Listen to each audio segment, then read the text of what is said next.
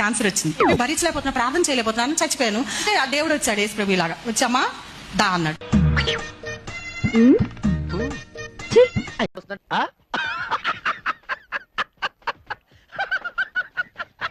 ఏంటి వచ్చేది ప్రభా, నేను నమ్మాను, నా వాళ్ళకి చెప్పాలి అని.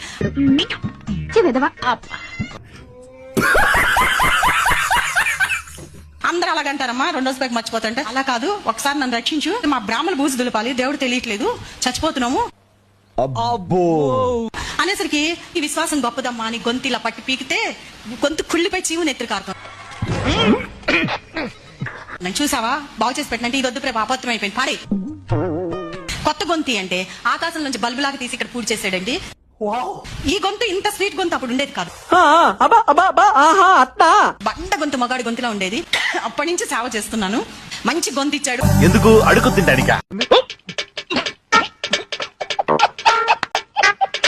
జీసస్ తో మాత్రం ఇంగ్లీష్ లో మాట్లాడతా, తెలుగు అర్థం ఏమవుతుంది కాదేమో అని. ఈ బ్రిటిష్ జాతీయులు ఈ దేశాన్ని ఇంకా కనీసం ఒక 200 ఏళ్లు పరిపాలించాలి. బ్రిటిష్ వాళ్ళు వెళ్ళిపోకూడదు, వారు ఉండాలి, ఇండియాను వాళ్ళే పరిపాలించాలి. ఉందరా అసలు పూగా నీకు బుర్రుందా?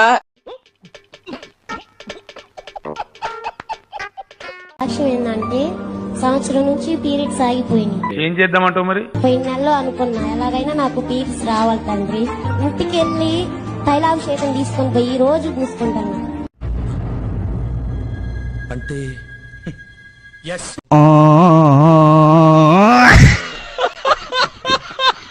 10 రోజులకే నాకు పీరియడ్స్ వచ్చింది.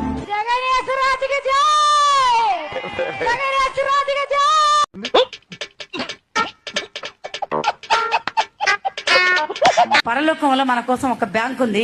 అవునా? నిజమా? ఆ బ్యాంకులో భద్రంగా మన ధనాన్ని దాచుకోవాలి. రెండుగా చేసే మా బొంద ఈ సొర్కంత గోవింద.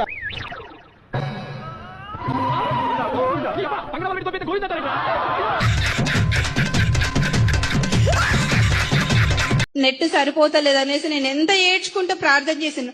3:30కి అన్లిమిటెడ్ లైవ్ మా ఇంటికి వచ్చేసిందండి. ఓహి అమ్మా, ఎట్టమ్మా ఏందమ్మా మీరు ఏంటి? ఇప్పుడు అసలు ఏం జరుగుతుందిరా ఇక్కడ?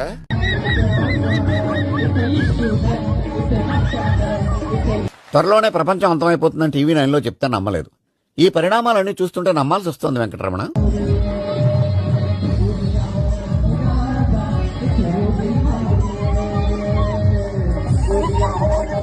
పిచ్చోళ్ళ గురించి వెంటనే కానీ లైవ్ లో ఇదే చూడటం. గర్భసంచి లేదు.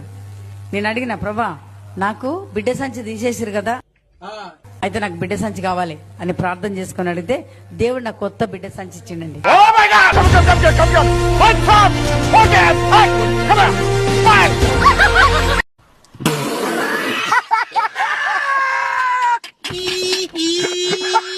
నా దగ్గర 40 రూపాయలే ఉన్నాయి. ఆ 40 రూపాయలు చేతులు తీసుకుని నేనేమన్నంటే, దేవా ఈ 40 రూపాయలు నువ్వు 400 చేసినందుకు వందనాలు.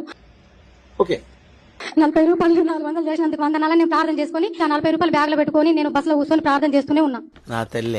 బస్సు దిగేటప్పుడు ఏమైందంటే డ్రైవర్ వెనక సీట్ల 1000 రూపాయలు కనిపిస్తున్నాయి నాకు, 500 రూపాయల నోట్లు. నా ముందు ఎంతో మంది దిగిండ్రు.